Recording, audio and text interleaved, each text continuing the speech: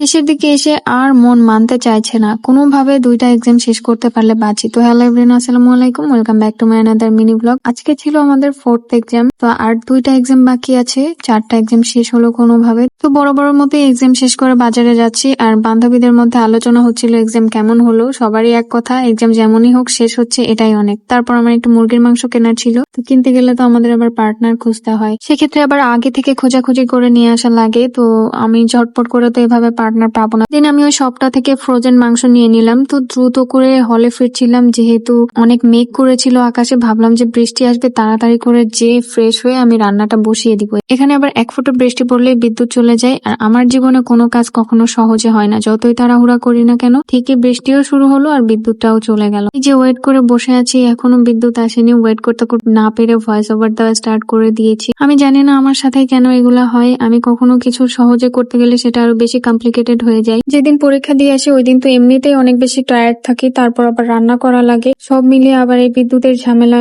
খুবই প্যারার মধ্যে আছি। পরীক্ষাটা শেষ না হলে আর জীবনে শান্তি ফিরছে না। তো আজকে এ পর্যন্তই, সবাই ভালো থাকবেন, আল্লাহ হাফেজ।